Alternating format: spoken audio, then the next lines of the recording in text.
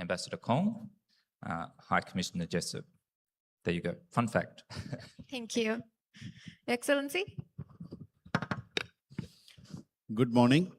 Namaste. Salam alaikum. I'm Balasubramanian. I'm the Indian High Commissioner to Maldives. I've been here for about a year and loving it. It's a great place, beautiful country. And for any country, its neighbors are the most important diplomatic relationship. India and Maldives are very close neighbors, and we have been having long relationship which goes back into civilization history and so on and so forth. We'll talk about our bilateral relationships in due course. And once again, I would like to thank His Excellency, the Minister, for offering this opportunity to address the youth over here, which always is a great thing. As my colleagues said, I second both my colleagues in saying that how important the work of a diplomat is in terms of establishing relations between our two countries. I joined the Indian Foreign Service about 28 years back, and it has been this, I'm going to soon finish my third decade in that. It has been a wonderful journey. In India, there's a huge competition. Like China, we are also a very big population, a little bigger than Maldives, of course.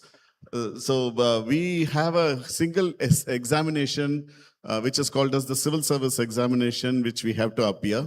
And that encompasses about 27 different services, from administrative service to police service to revenue service, so on and so forth. So is foreign service.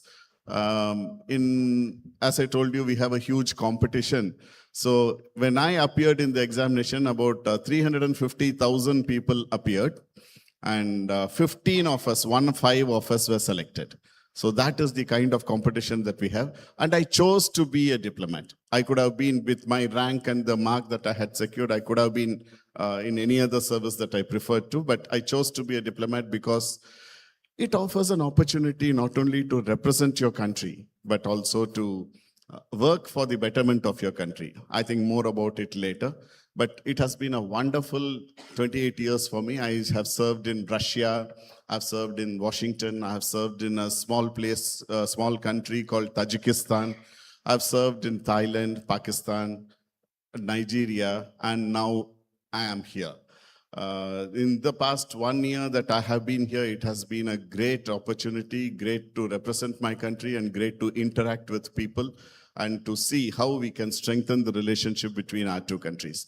Thank you. I look forward to this panel and interacting with you. Any questions? It should certainly not be a monologue on our part. It would be very nice if we can interact, if you can ask questions, anything, shoot out. Thanks. Thank you, Excellency.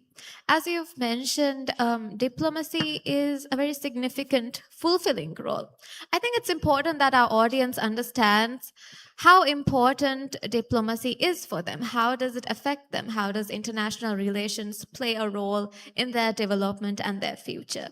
Could you please help me understand?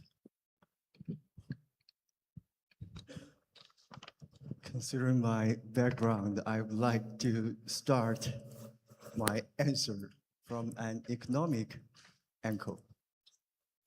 You know, people are saying that the economic development in China is a miracle. Actually, after 8 months stay here in the Maldives, I noticed that actually the economic development of the Maldives is also a miracle. You know, within 50 years, within 5 decades, the Maldivian people developed your country from the least developed to middle up level nowadays. Is really, really a miracle. So what's the secret behind these miracles? As for us, openness, open to the world, cooperate with the others, learn from the others. That's very important for development of China. If I'm not wrong, I believe openness is also the secret for the economic miracle of the Maldives. Obviously, every year more than 2 million tourists from all around the world coming to the Maldives. And this is one of the most important engine of your economy, right? So the more open a country is, the more important diplomacy is. As long as we handle international affairs properly, could we keep our open policy consistent?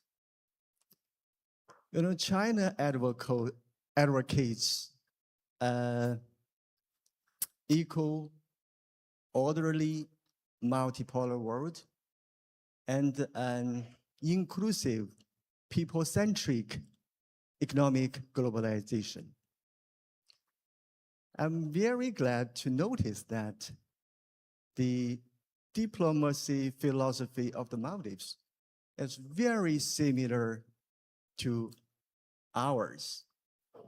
And I believe these principles is the real secret of our success, because we adopt the proper diplomacy principles, equal and orderly multipolar world, inclusive, people-centric economic globalization. So, you know, as for the youth, I believe it's very important to understand the logistics behind the success and the real reason behind the success. Actually, I'm looking forward that someday some of you could come to my office. We can have a deep dialogue regarding diplomacy, all these principles. Thank you so much. Thank you. Yes. Thank you for the question. I think diplomacy is just so critical. I don't think we fully understand just, how important it is. In my mind, diplomacy is all about rules-based international order. So it's the system that the world operates under, and it's diplomacy that has built that system. If you think of the Maldivian tourism sector, it relies critically, or a critical element of that is international connectivity.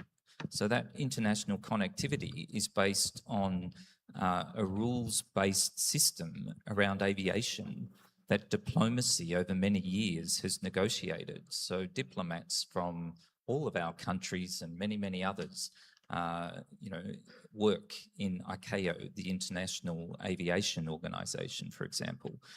It's just one small example of the importance of diplomacy in terms of countries agreeing systems to allow the world to operate. And it's really important, I think, that diplomacy maintains that international rules-based order to ensure that we can all get on as countries and collaborate and work together. Without diplomacy, things start falling apart. There's disagreements, insecurity. We see that, many, many instances, not only through history, but in the current environment, where diplomacy has broken down and hasn't been able to achieve agreement. So I think diplomacy really is a critical component of us being able to work together and for us to be able to deal with global challenges. Climate change, the whole COP process, the international fora and negotiations around climate change is another example where diplomacy just plays such a critical part. So I don't think we can,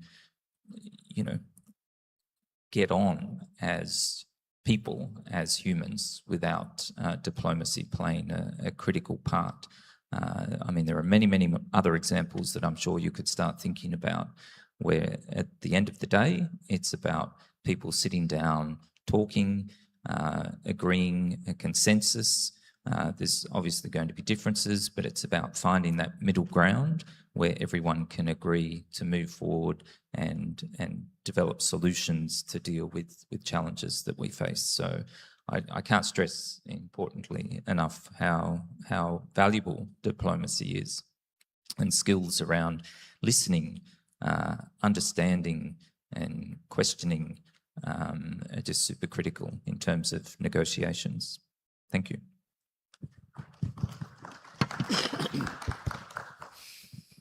That's actually a good question. And my colleagues have answered it in the economic side, on the international level side. But what exactly is diplomacy? Where do you stand as a diplomat? See, diplomacy is an extension of national policy. We are in a globalized world. We do not have everything that every country can produce for themselves, have for themselves, create for themselves, and stand by themselves. So we need to have friends around the world. We need to have negotiations around the world for various things, whether it is trade, whether it is, for example, for you to get your tuna out of Maldives to various places.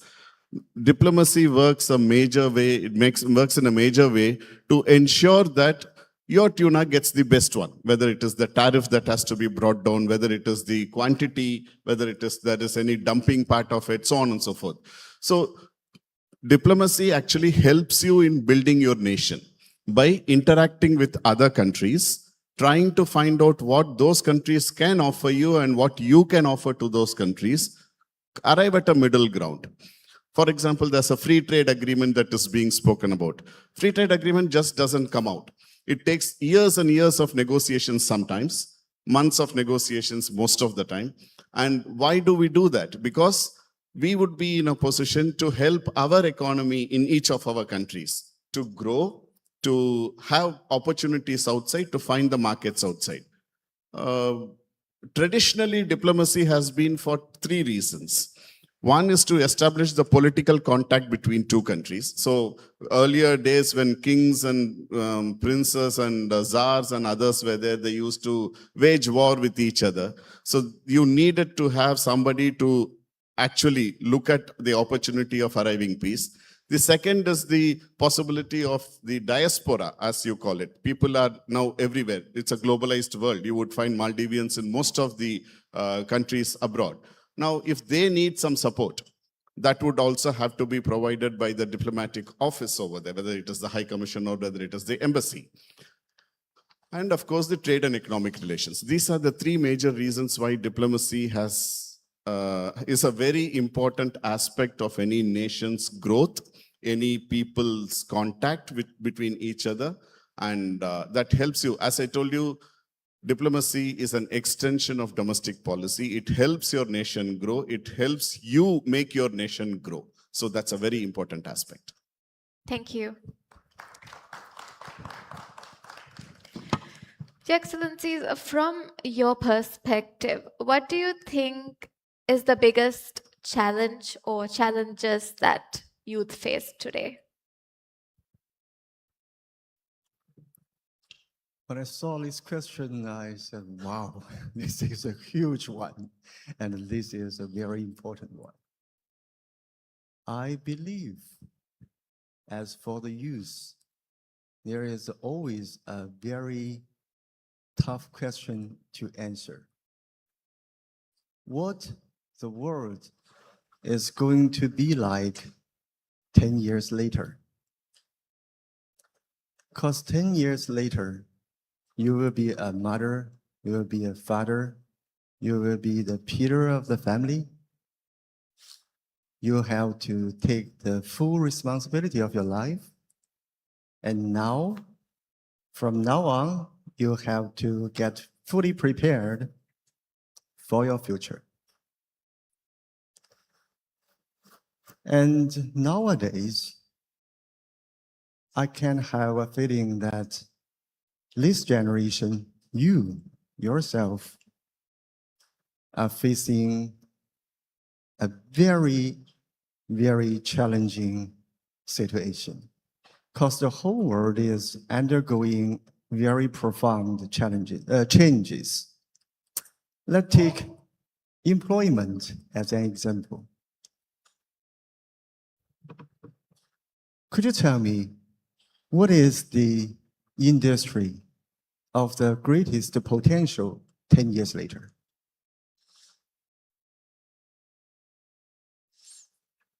What is it? Somebody might say AI, somebody might say humanoid, embodied AI, airspace, all these kind of things. To be honest, there is no clear answer. And this leads to another challenging question. What should we learn today? Because with new industries emerging very fast, what we are learning in classroom are getting outdated very fast. So I believe the youth today are facing this very challenging situation. But at the same time, don't worry, guys. I also believe that you are very lucky.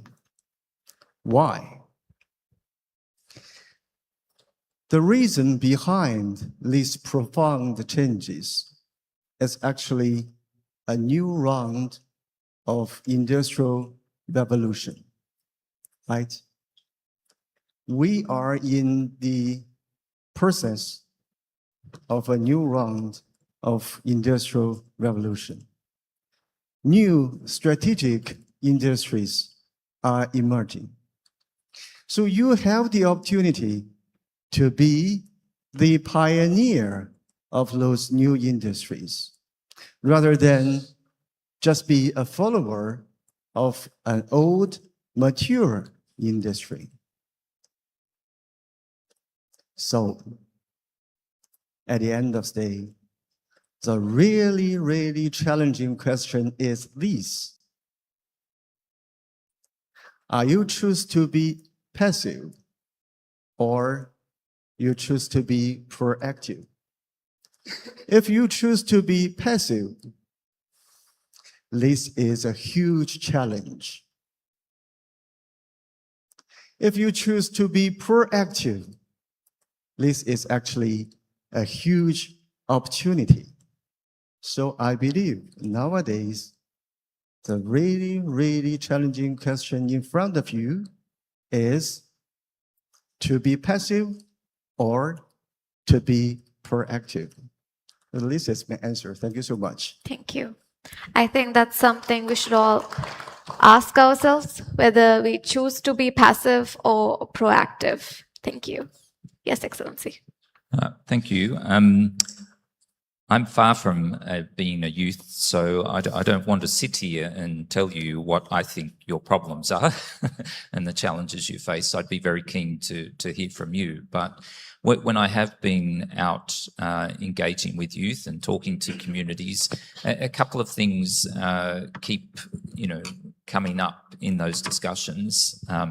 One is mental health, and the other is the impact of climate change. So they're the two things that I would sort of flag as being real challenges for youth. But very keen, as I say, for that conversation and for the engagement so that we can better understand the challenges and the issues that you are facing. On mental health, I really do think it's a major challenge, not just here in Maldives, but, in Australia, around the world. The world is just changing so rapidly. Every 5 years, there's new technology, even quicker. And it's just a constant struggle to stay on top of the ever-changing environment around technology. So that creates pressure. I mean, climate change even creates anxiety around impacting on people's mental health. So the High Commission here, the Australian High Commission, the Australian government has been quite actively engaged in the mental health space.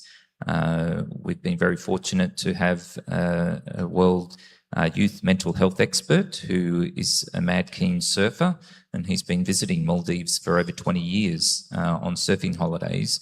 And we've been able to draw on his experience and skills, and we've conducted a number of workshops. We've been working with the City Council in Kulurafushi to develop a youth mental health facility and drawing on a model that we use in Australia around providing an open, friendly environment for youth to sort of engage and just have somebody to talk to initially, and then they can be referred to services if need be.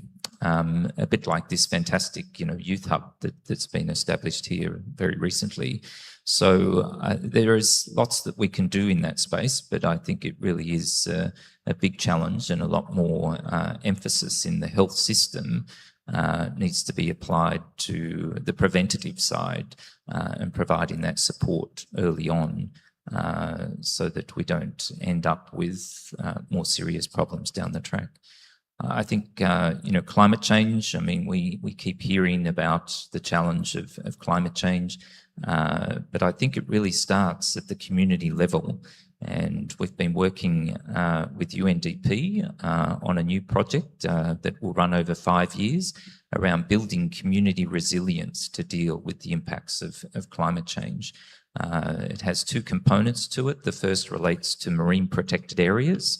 So the Australian government has supported the establishment of marine protected areas in Formula and Uddu, and we're looking to continue to work in those marine parks to protect the ecosystems that are so critical. And the other element to it is renewables. So we're looking to identify an island and basically take it off the grid and provide it with 100% solar energy, including battery storage, as a bit of a demonstration, a pilot project. So we're working closely with UNDP and the Maldivian agencies around that quite exciting project.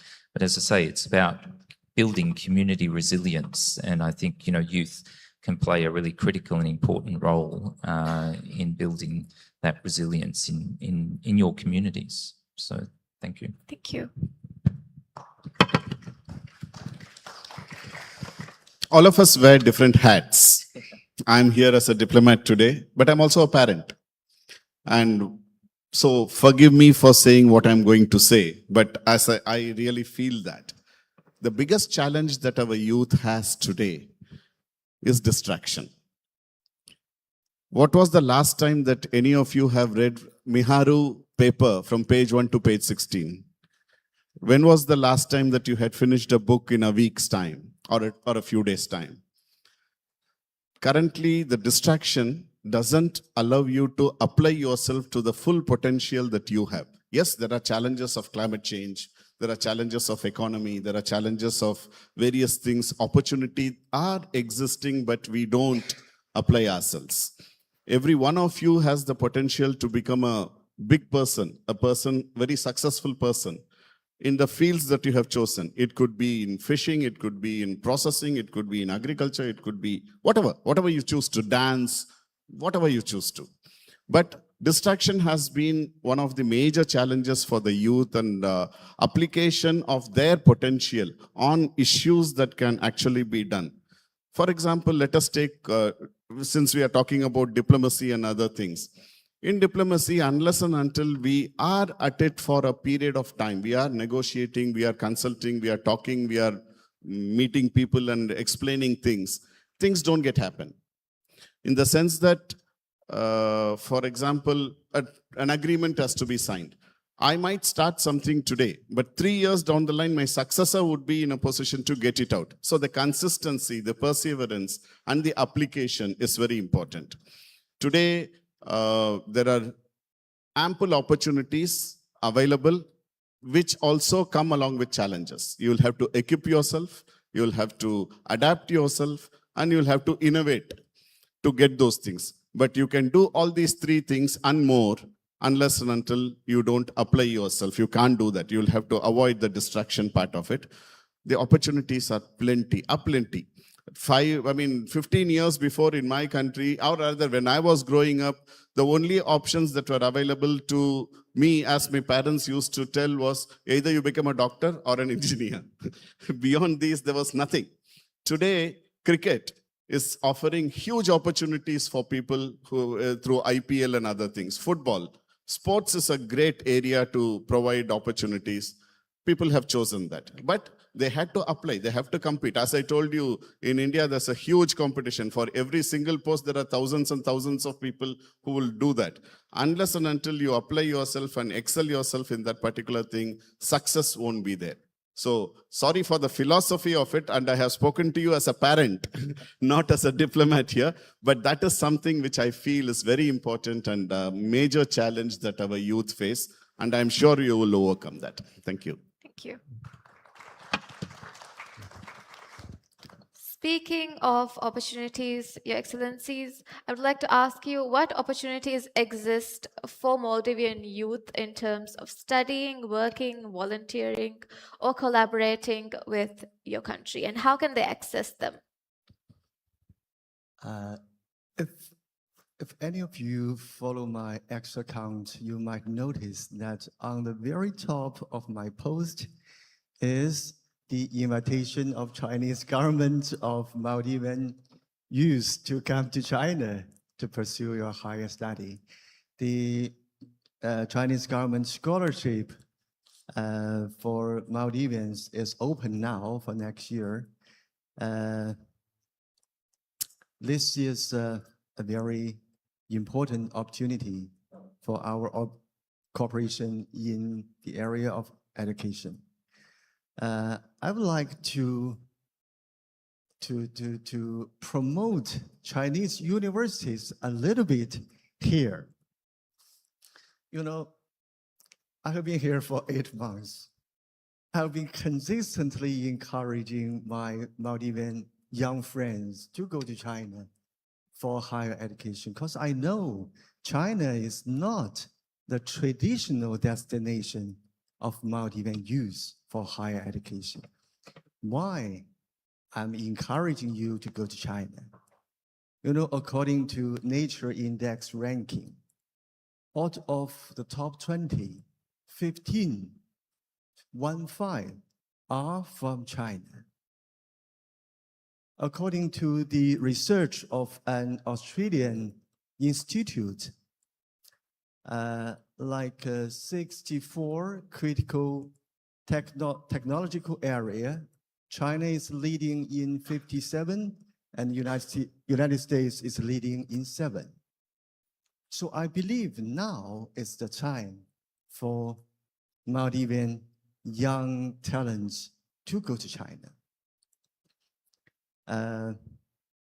2 young ladies from my embassy are also here in this hall today. If you do have the interest, contact them and check my post. Also, this September, during his visit to China, His Excellency President Dr. Muizu witnessed the signing of several MOUs between Chinese vocational training institutes with their Indian counterparts. They are about to launch vocational training programs here in the Maldives and for Maldivian youth in China quite soon. I also hope you pay attention to that. We will broadcast those programs from time to time. Pay attention to the X account. And as I just mentioned, we are living in a time of profound changes. New industries are emerging every day, very fast. So if any of you have interest to visit relevant Chinese research institutions or Chinese companies to have a look of those emerging industries, please let me know. I will always be more than happy to coordinate a visit for all of you to go to China to have a look-see. I believe that it will be really, really inspiring for Maldivian youth. And regarding how to access those opportunities very directly, if you like, please come to my office. I received so many Maldivian youth in my office so far. So you're always welcome to my office. I would like to have a casual dialogue with any of you. Thank you so much. Thank you. Thank you.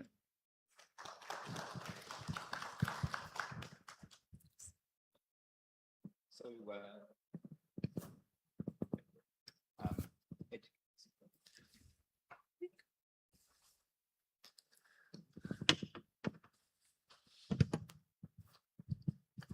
I think the battery may have died. There we go. Similar to Ambassador Kong, Australia offers education scholarships. We've been providing scholarships to Maldives for well over 60 years now, and 750 odd, I think we've just gone over 750 Maldivians have taken the advantage to study in Australia by these Australian government-funded scholarships. I know full well that many other Maldivians have self-funded their education in Australia, and then obviously Maldivians government scholarships as well. So we have a very strong reputation here in the Maldives of supporting the development of human capital, and I think it's an amazing opportunity for Maldivians to take advantage of those scholarship programs in Australia across a wide range of disciplines. So we work closely with the Ministry of Higher Education to identify priority areas, but I can assure you, whatever your interest is, there's a way to get that into the priorities that have been identified. In addition to that, we're looking to support TVET, so Technical and Vocational Education and Training. I think, Maldives has done an amazing job at focusing on education, and the level of education and skills in those core academic areas is very impressive. I think, it would be great to see some more focus on TVET, and that's something that the High Commission is working closely with the Ministry of Higher Education and the polytechnic system to support and try and provide opportunities for those that perhaps aren't so academically focused, to provide them with the skills that they can use to gain employment and make a significant contribution. So the alumni network of Maldivians who have studied in Australia is very expansive across the Maldives, across all sectors of government, but industry, even in the outer islands. So it's wonderful to see those very strong connections. But I think a little closer to home, I'd like to touch on two other opportunities. The first is what we call Youth Practice Parliament. So we work very closely with UNDP and the Margilis to put on 2 practice parliaments every year. So one dedicated for women, and then one dedicated for youth. So I think that's an amazing opportunity for people that have an interest in terms of understanding parliamentary systems and government more broadly to engage in those practice parliaments. So keep an eye on our social media, the High Commission social media and UNDP's social media. Applications will be called for the Youth Practice Parliament. The other opportunity I just want to highlight very quickly, it actually opened yesterday on our social media channels, and it's what we call our Direct Aid program. Now, you have all been, I understand, selected to attend this conference based presumably on your community engagement, your leadership potential, those sorts of qualities. So this is an amazing opportunity to give back to your communities. So we're offering around 30,000 or up to 30,000 Australian dollars to assist you in driving forward a community engagement project that you may have been giving some thought to. We have to provide it through an NGO. So if you have already part of an NGO, setting up an NGO, then you'd be eligible to apply for this Direct Aid program. As I say, with a really strong focus around community. A few months back, I was up in Kandi Timu, where we had funded such a project, and there was Blue Guild Foundation, I think it's called, is the NGO that are working to build local tourism. And so we've supported them in the project that they've been undertaking in Kandi Timu. So I will leave that thought with you. I'm very happy to provide some further information. But as I say, the application process opened yesterday and I think runs through until about the 6th of January or something. So some great opportunities and very keen to sort of support that community-driven, community-led development. Thank you. Thank you.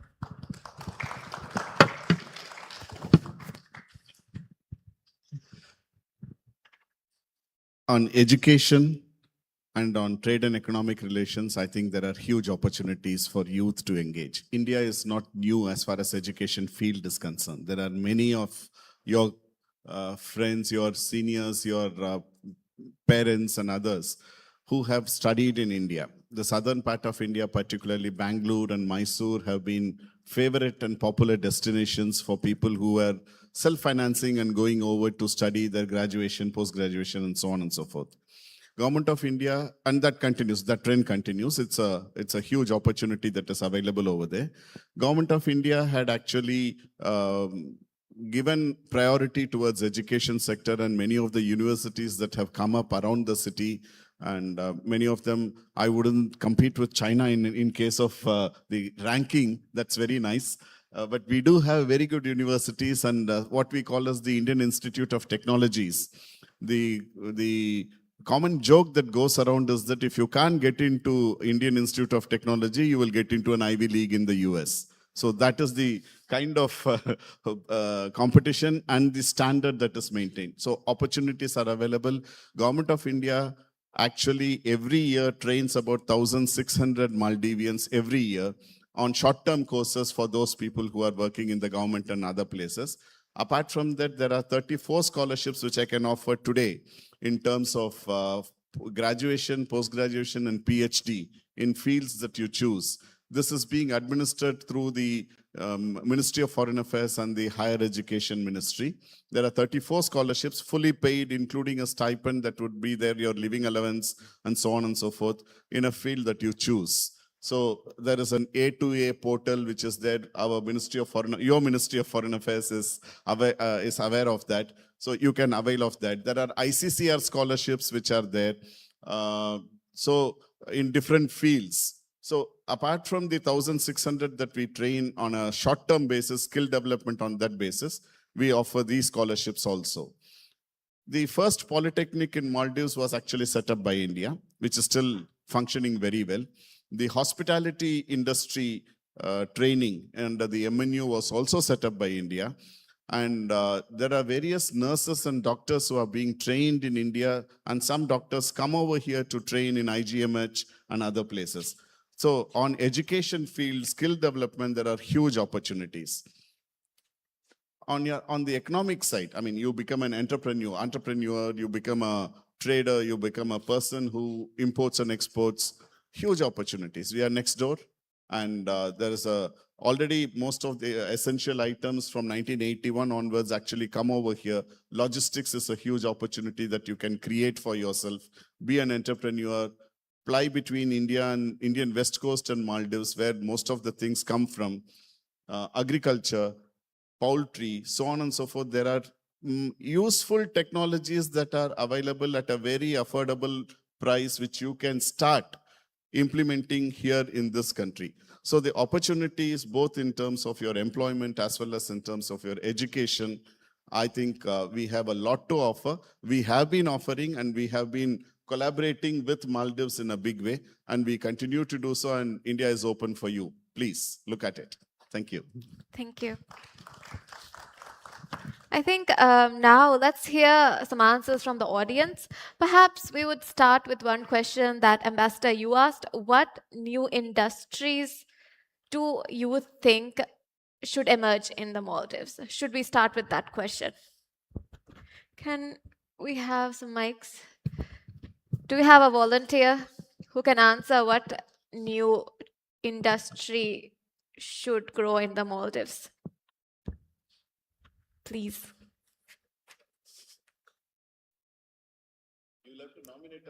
Yes.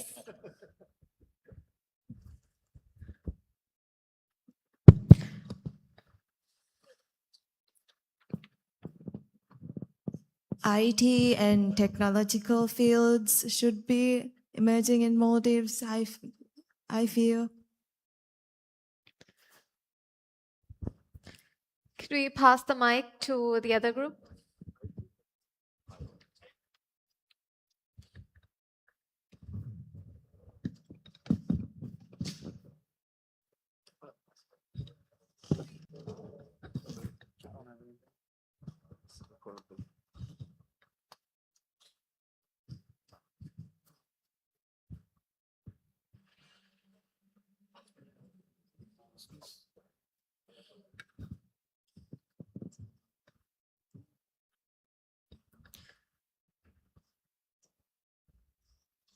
Excellency, what do you think of that? How can we grow the IT and tech industry in the Maldives? Is there any way we could collaborate perhaps with the country? I believe this is a very inspiring answer. You know, during my stay here in the Maldives, I discussed with quite a few Maldivian friends regarding how to diversify the economy of the Maldives. Now you have a very strong pillar, tourism.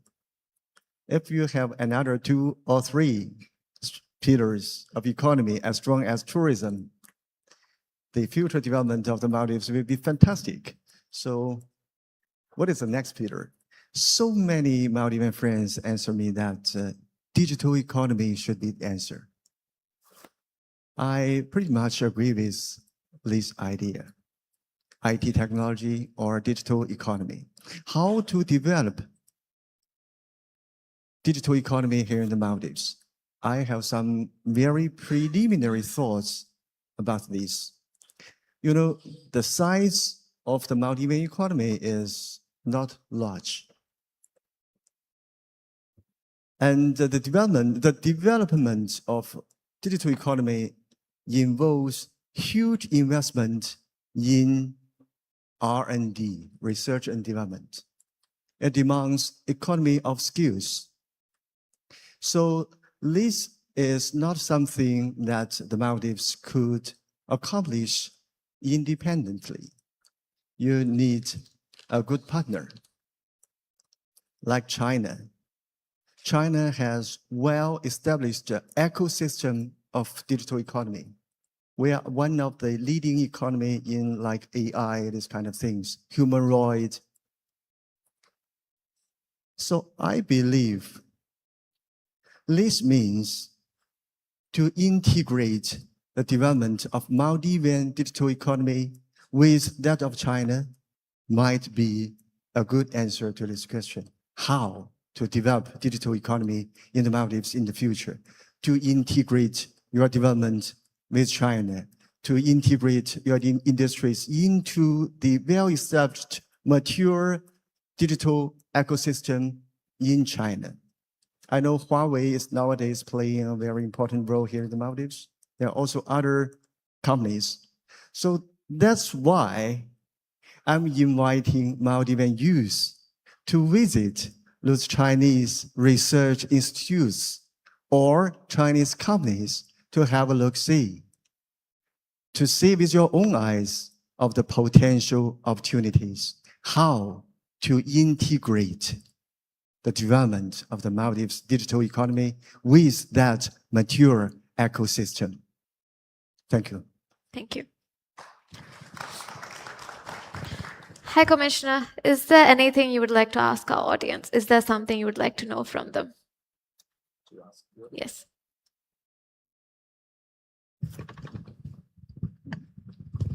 Just quickly on the digital 2.0, I totally agree and support that it makes an awful lot of sense for Maldives to, develop and engage in that space. In terms of diversification, I mean, tourism is super strong, amazing. The tuna industry, struggling perhaps a little bit with the impact of climate change and the tuna running deep.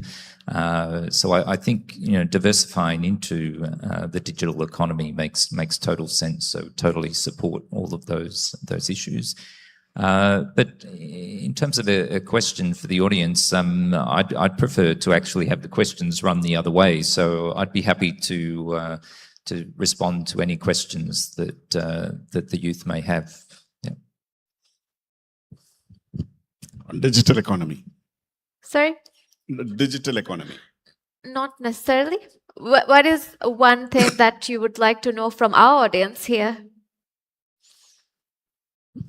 Well, what your aspirations are? What do you want to do? How would you like to develop your country? How would you develop yourself and your country? In the sense, see, there are opportunities, huge opportunities which are there. Tourism is an excellent industry which has been the mainstay. Fisheries is there, but there are more opportunities. Digital economy is one. To share the example of India, to share the experience of India.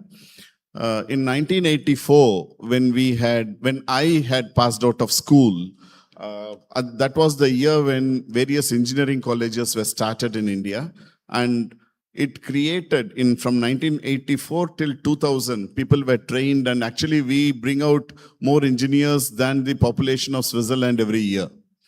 So that kind of a pool of engineers who came on IT technology and so on and so forth were very handy at the time of Y2K.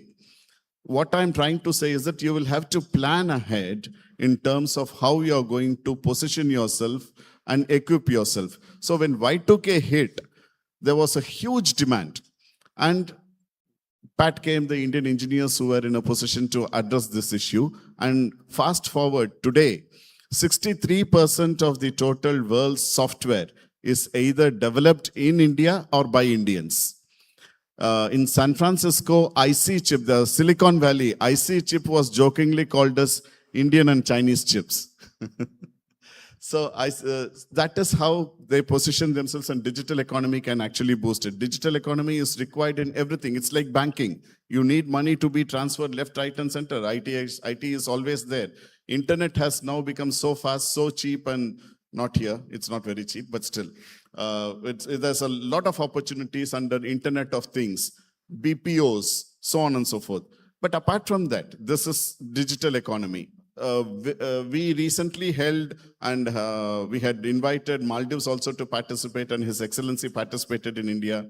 Waves is another audio-visual entertainment industry. IT has a huge role to play. All the animation part of it, visual effect part of it, special effects part of it. It is actually can be done from within a single console. So you can equip yourself. You don't have to step out of your house and do the digital economy. You'll have to equip though.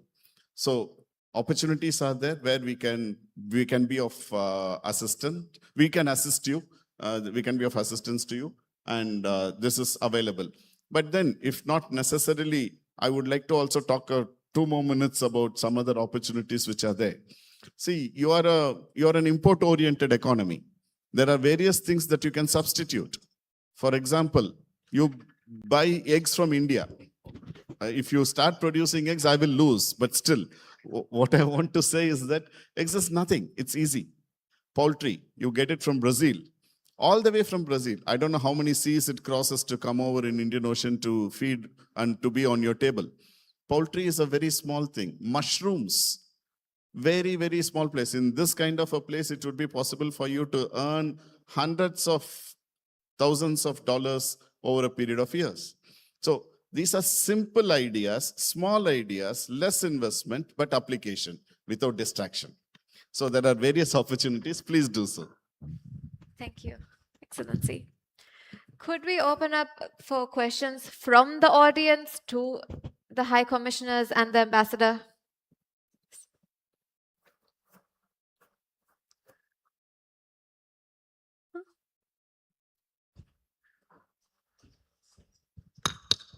Okay.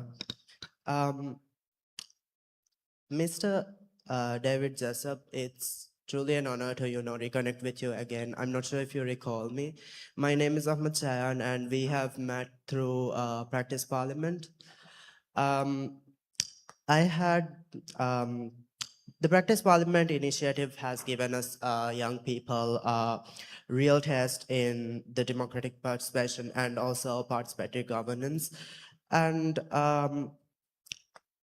it's quite embarrassing to, highlight that there are only 2 youths representing in the parliament.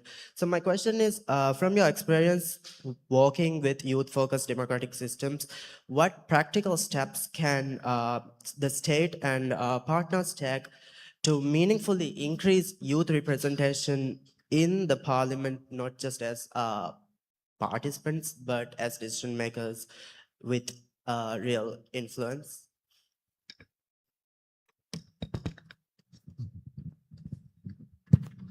Well, thank you, and it is great to see you again. I do recognise you now that you've tweaked the memory. But you know, the Practice Parliament process, I think, really is a useful contribution to the challenge that you did highlight and identify. And that's really why we've been so keen to engage and support that process. I think it's important for youth to get the skills, and hopefully the program provided those skills to start that process of engaging in the democratic process. I think the youth really are. I mean, it's quite cliche, but you are, you know, the future, and it's important for you to engage at an early stage and start using your voice and you know, conveying the views that you have as youth and trying to influence and direct future policy. I don't for 1 minute, you know, suggest that is an easy task. You really are going to come up against the existing systems and structures.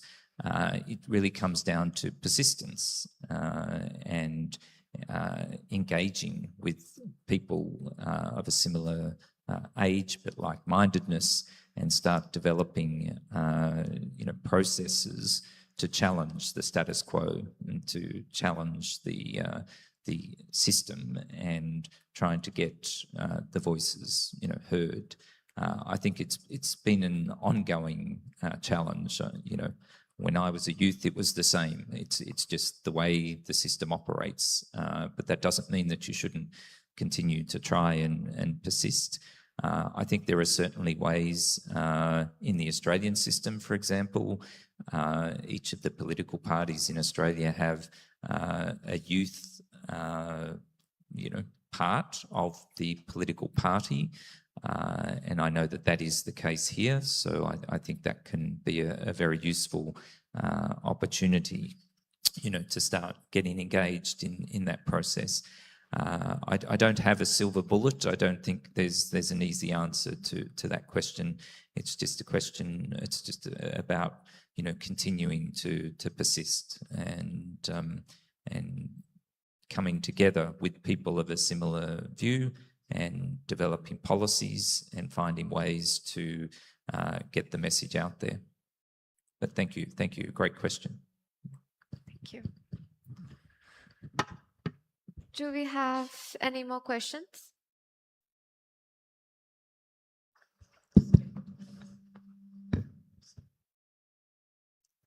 My question is for Your Excellency David Jessup. First of all, thank you for being here and taking the time to share your valuable knowledge and experience. So I believe that Australia is one of the first countries to implement a social media ban for those who are under 16. So I was wondering, can you explain the motivations behind Australia's decision to ban social media access to anyone under 16? And what are the concerns or evidence that guided this policy decision? Sorry, the last part. And what are the evidence that guided this policy? Thank you. Thank you for the question. A great question. I think it sort of comes back to Balu's point about distraction. So it's been a sort of a lengthy process in Australia, and you're right, it is a world first. Bit like Maldives' generational tobacco ban, which I think is another brilliant initiative, and something that many other countries I think could take a closer look at. And with the social media ban in Australia, it is interesting to see now that many other countries are taking a close look at this issue.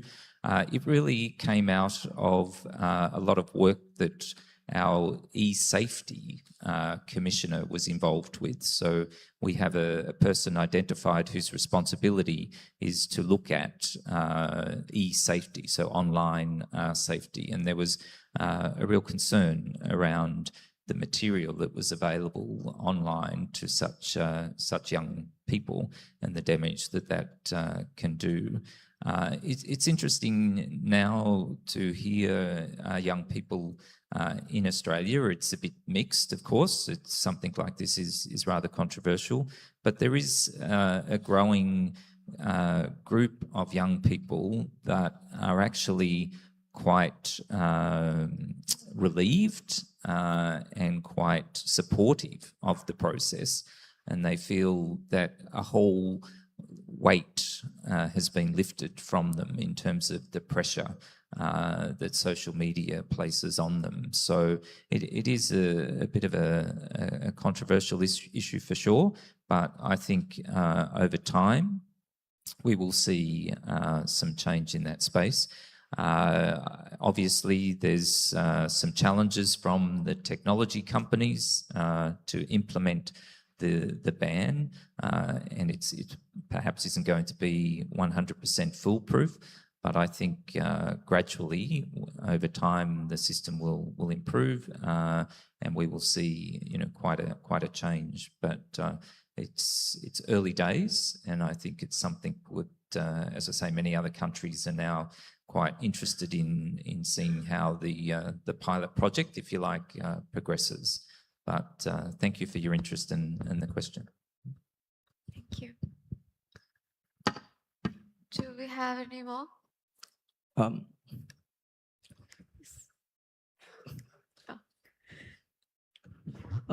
Good morning, ambassadors. So I would like to relate my question in terms of artificial intelligence. So I believe any of the ambassadors can contribute, since artificial intelligence is one of the main areas which are focused by most of the countries in the global world. So right now, do you have any plans in a way how the youth of the Maldives can contribute, or in terms of youth development or empowerment, artificial intelligence can be introduced or developed in this small country? Thank you very much. So I believe the question is, how can artificial intelligence be developed in the Maldives to contribute to youth development?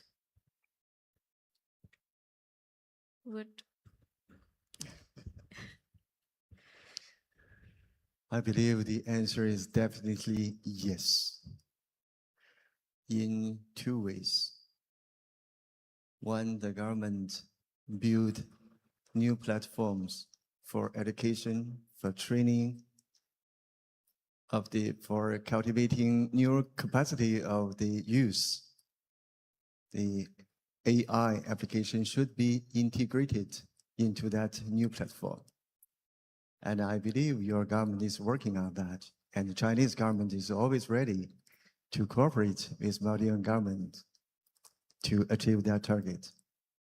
And the second, even more important, should the Maldivian youth find their future in the development of AI industry, I believe all of you are more interested in this question. And still, my answer is yes. And this is reason why I said that integration of digital economy development between the Maldives and a big partner like China is necessary. Because development of AI, the large models, demands huge investment, electricity, all these kind of things, money, those kind of things. As infeasible for the Maldives to develop your own model. But the potential for the Maldivian youth to make a good use of those open source model to develop your local application is of great potential, right? In China, there are so many open source AI large models, DeepSeek, Alibaba. So again, this is the reason why I was saying, if you have the idea of visit a Chinese research institute or companies to have a look-see, to inspire your future, come to my office. So the answer is yes, and we should work on that idea right now. Thank you. Thank you. I think we had one question from here. Yeah.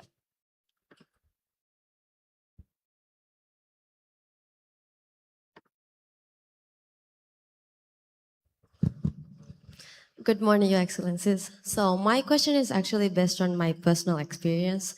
So I had the experience and the opportunity to take part in a global competition that was actually held in China. So I took part in it in the past 2025 and 2024 as well.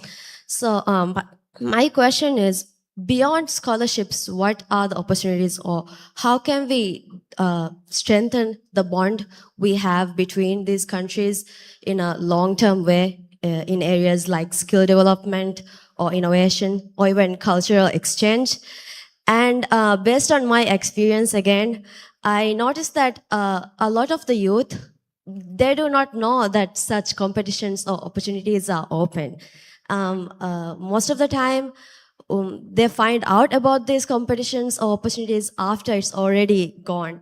So my question is, how can we improve that, and what are the ways that we can make sure that the youth are getting enough opportunities and they know what is ongoing?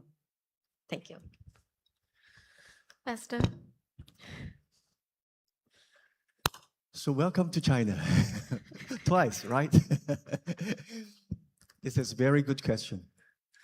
To establish long-term exchange mechanism between Maldivian youth and Chinese youth is extremely important.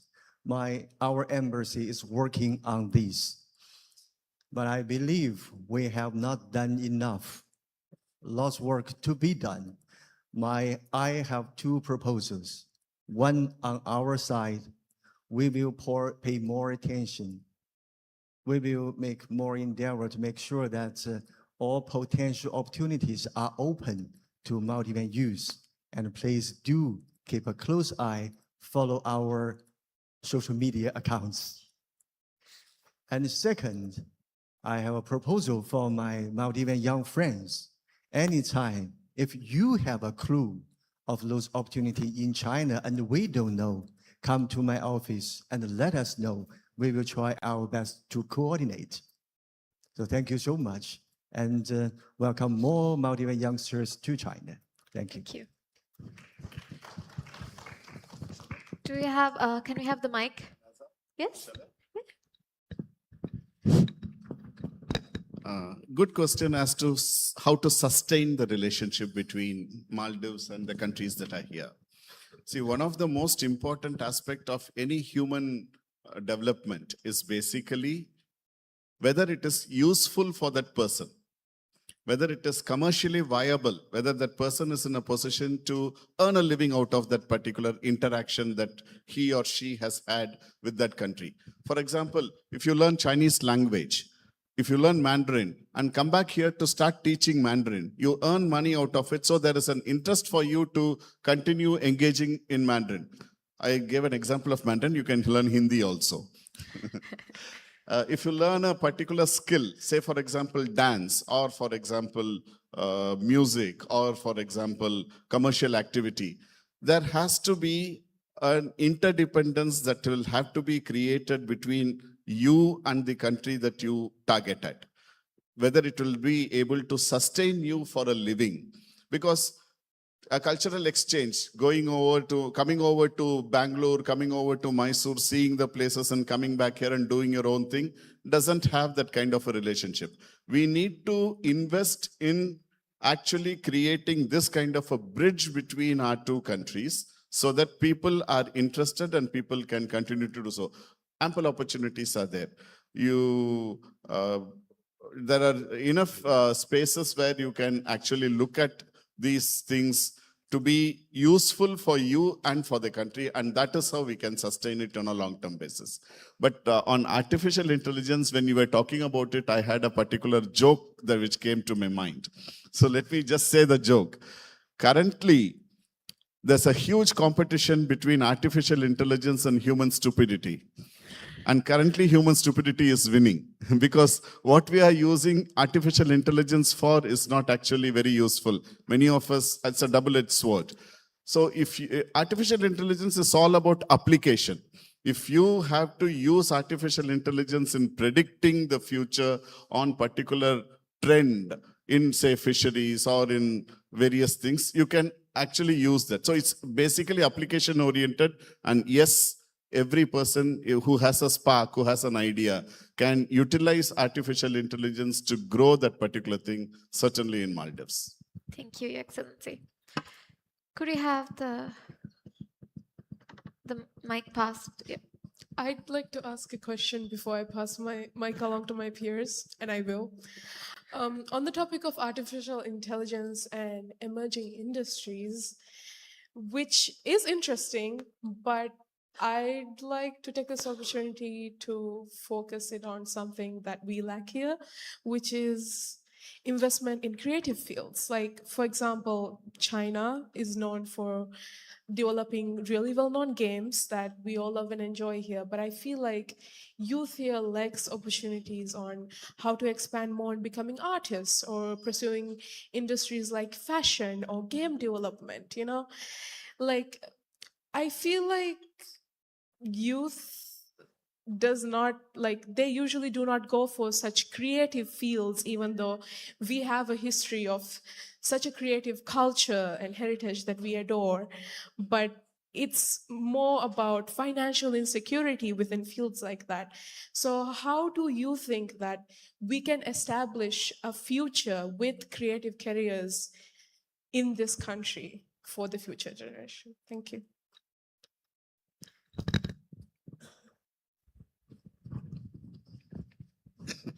I will again share Indian experience over here for you to adapt, emulate, and see how we can adapt it.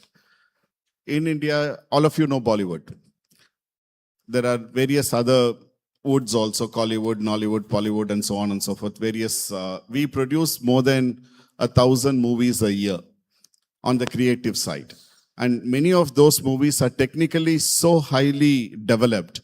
Whether it is the editing portion or whether it is the camera or whether it is this film processing itself or music or animation, there's a whole new industry. And in India, the creative industry, I'm only talking about, there are various aspects of creative industry, including fashion technology, including animation, including movies and other things.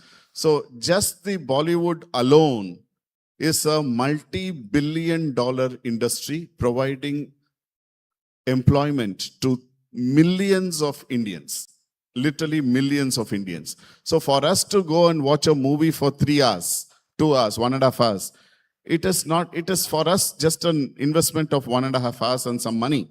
But to produce that particular thing, the team that works behind that, it's a huge cooperative effort, bringing in people for acting, for music, for various things that go into making that movie. So creative industry is an excellent example of diversification of economy in terms of self-employment as well as creating employment for people in fields that are away from the original traditional ways. So if you need the visual, they call it as visual art, or for example, fashion designing, it's a huge thing. Of course, people don't go near the Paris fashion scene, but there are huge opportunities, different kinds of clothing, different varieties which can be done. There are ample opportunities on the creative field. Only you will have to adapt and emulate certain things. And there are various courses which are also available to train people, whether it is the Film Institute in India or the National Institute of Fashion Technology, so on and so forth, which offers, and the 34 scholarships that I offered cover these also. Thank you, Excellency. I think we have time for one more question. Yes. Good morning, ambassadors. I would like to know, there are many talents, talking about the creative industry, there are many talents in this industry, like artists, photographers, fashion designers, and many more like that.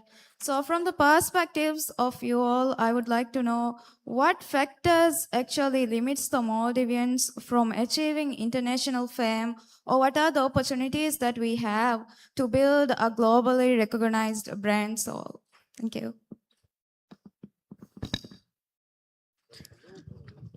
I would say nothing. Absolutely nothing. It's up to you. Open up, come. I believe if you want to build a globally aware brand, you need to focus on the right market. If you find the right market, if you inspire the right consumption power, you will be successful. This is a very important dimension of China-Maldives cooperation. China is one of the largest markets in the whole world. And to be honest, except for tourism, Chinese market has not yet been fully explored by our Maldivian friends, even fishery products. Believe me that the consumption power in China is really, really huge. And our target is to develop China into a middle developed country by 2035. That means per capita GDP, 20,000 to 30,000 US dollars. Nowadays, 13,000 US dollars. If you say the box office of Chinese movies, even those United States movies, the most important part of their box office income are from China. So if you want to build a world-aware brand, go to China.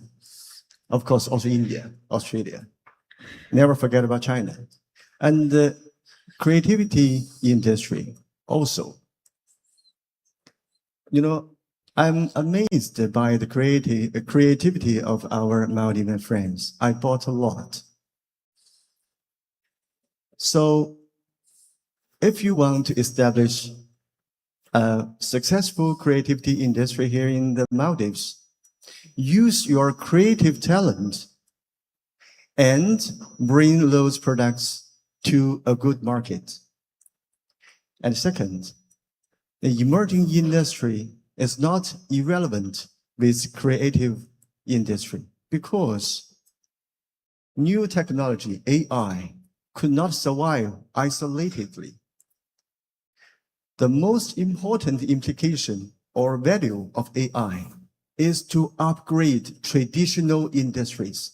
If AI could not help people, could not upgrade traditional industries, it is actually of no use. So make a good use of new technology, make a good use of your talents. Thank you. Thank you. I think we've reached our time limit. So once again, please help me welcome our ambassador and our high commissioners. Thank you so much for joining me here. And I think we have had a really good conversation with our participants as well. So thank you so much.